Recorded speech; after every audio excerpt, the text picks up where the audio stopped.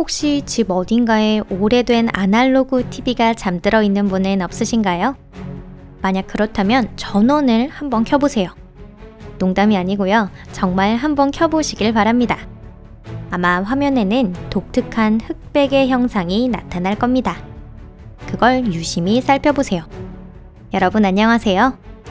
갑자기 이렇게 말씀드리니 좀 이상하시죠? 그래도 그 특유의 문양을 좀 보셨으면 좋겠어요.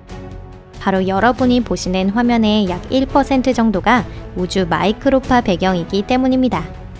이건 우리가 포착할 수 있는 가장 오래된 빛으로 빅뱅이 일어나고 38만 년 뒤 우주의 기준에서 보자면 거의 빅뱅 다음날 생긴 것이죠.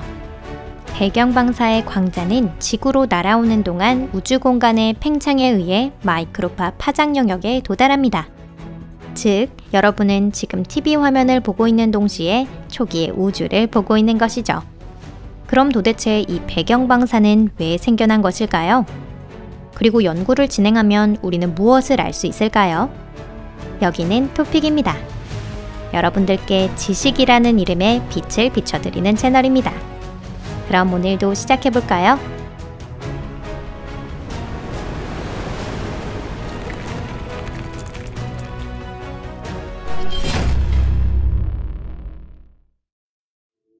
발견 경위. 우주의 성립에 대한 정보들은 수많은 연구를 통해 조금씩 선명해지고 있습니다. 20세기 전반, 연구자들은 빅뱅이라는 개념에 도달했는데요. 이 이론에 따르면 우주는 처음엔 믿을 수 없을 정도로 고밀도여서 점과 가까운 상태로 수축되어 있었습니다. 그것이 전방위로 팽창하며 시공을 만들어냈죠. 그렇다면 이 팽창은 어떤 식으로 시작되었을까요? 일부 연구자들은 그 무렵 우주가 저온 중성자로 채워져 있었다고 생각했습니다. 한편 초기 우주가 고온이었다는 설을 지지하는 연구자도 있었는데요. 후자의 설에 의하면 막 태어난 우주는 광자 등의 소립자가 끓어오르는 플라즈마 상태였다고 합니다. 이 소립자들은 밀집 상태에 있었고 광자는 끊임없이 전자에 부딪힌 탓에 긴 거리를 이동하지 못했습니다. 즉, 초기의 우주는 안개 속의 늪처럼 희미한 안개로 덮여 있었던 것이죠. 우주는 그 후에도 팽창을 계속하며 온도가 조금 더 내려가게 됩니다. 그리고 전자와 양성자가 결합해 원자를 형성하며 광자의 움직임이 자유로워지고 나서야 서서히 우주의 날씨가 개이기 시작합니다. 이것이 바로 우주로 떠난 최초의 빛, 우주 배경방사의 존재를 예언한 설인 것입니다. 그런데 이후 오랫동안 이를 찾으려는 사람이 나타나지 않았습니다. 아주 오랜 시간이 지나서야 이 문제를 다룬 인물, 바로 미국의 물리학자인 로버트 딕이 나타납니다. 딕은 자신의 팀과 함께 우주 배경방사를 포착하는 특수한 안테나 제작에 매진했습니다. 바로 그 무렵 완전히 다른 연구에 임하고 있던 펜지어스와 윌슨이라는 이름의 두 과학자가 있었는데요. 이들 또한 거대한 안테나를 사용했는데 연구를 시작하려고 보니 그 안테나가 하늘에서 날아온 어떤 노이즈를 포착했다는 사실을 알게 됩니다.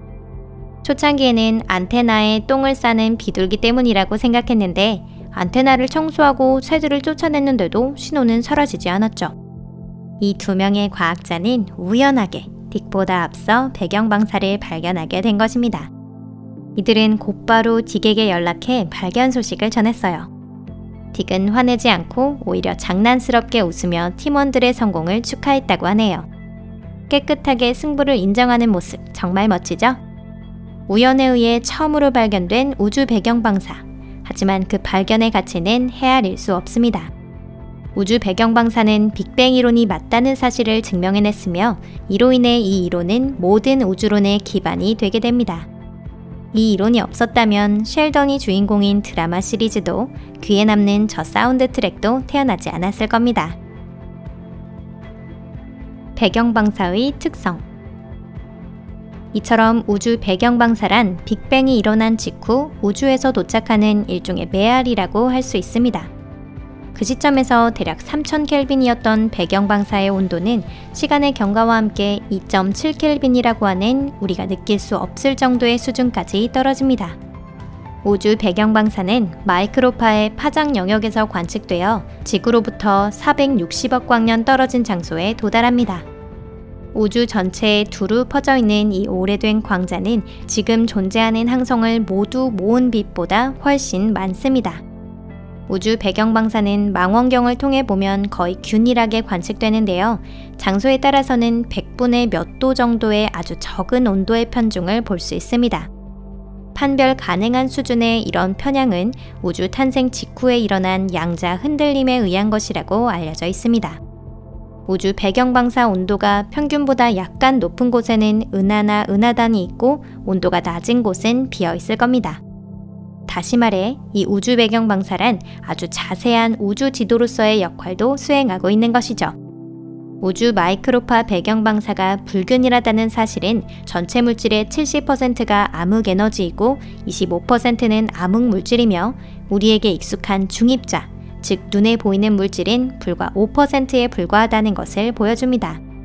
또한 우주 배경방사는 우리가 이동하고 있다는 사실도 증명해줍니다. 우주 배경방사의 온도는 사자자리 방향에선 약간 높고 반대로 물병자리 방향에서는 낮습니다. 쌍방의 온도차는 불과 0.1%인데요. 즉 차가운 극과 뜨거운 극이라는 두 개의 극이 존재하게 됩니다. 어쩌면 따뜻한 극과 시원한 극이라고 말하는 편이 정확할지도 모르겠네요. 이 현상은 도플러 효과를 사용해 설명할 수 있습니다. 셸던이 할로윈 때 했던 코스프레 기억하시나요? 도플러 효과는 관측자의 이동에 의해 발생하는 파장의 변화를 말합니다. 움직이고 있는 곳은 지구뿐만이 아니에요. 우리 국부 은하군 전체가 마치 한 덩어리처럼 뭉쳐서 초속 700km 정도의 속도로 마이크로파를 나아가고 있는 겁니다. 냉점. 우주 배경방사에는 전문가가 아직 해명하지 못한 비정상적인 현상이 존재합니다. 그중 하나가 에리다누스 자리에 있는 냉점인데요.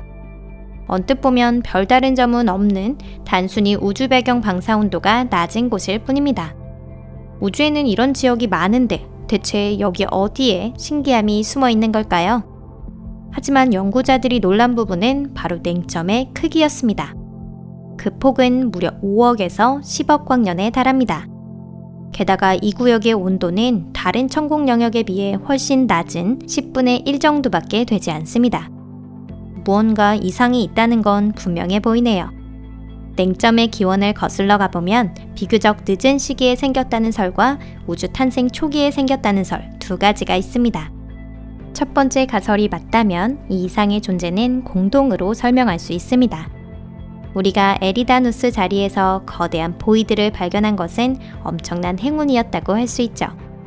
이곳의 물질 밀도는 우주의 다른 지역보다 25% 적은데요. 안타깝게도 에리다누스의 자리에 보이드는 냉점을 만들 수 있을 정도의 공동은 아닙니다. 계산에 따르면 이 지역에서 배경방사의 온도가 이렇게 내려가기에는 밀도도 너무 높다고 하네요. 또 다른 설 중에 하나는 너무 비현실적이라서 믿기 어려우실지도 모르겠습니다. 바로 이 냉점이 평행우주와 충돌한 흔적일지도 모른다는 것이죠. 역시 너무 허황되게 느껴지시나요? 이런 생각을 한 것은 다름 아닌 천문학자였습니다. 이 설에 따르면 우리 우주는 동떨어진 거품 속에 있고 그 옆에는 똑같은 거품에 감싸인 다른 우주가 있다고 합니다. 그래서 냉점이란 다른 거품과 접촉한 흔적이고 또 다른 우주의 흔적이라고 합니다. 하지만 이것이 사실인지 우리는 알 수 없죠. 다원 우주론을 증명하거나 부정하는 것 자체가 불가능하기 때문입니다. 오늘 영상은 여기까지입니다. 시청해주셔서 감사합니다. 우주 마이크로파 배경방사가 아직 많은 수수께끼를 간직하고 있다고 해도 연구자에게는 우주의 성립을 알려주는 훌륭한 소재입니다. 배경방사는 우주의 모든 역사가 기록된 두꺼운 책으로 비유할 수도 있는데요. 우리에게 남은 것은 이 책의 언어를 제대로 이해하는 것 뿐입니다. 앞으로도 그 책을 여러분과 함께 소리내어 읽어갈 수 있으면 좋겠습니다. 그럼 다음 영상에서 뵐게요. 안녕히 계세요.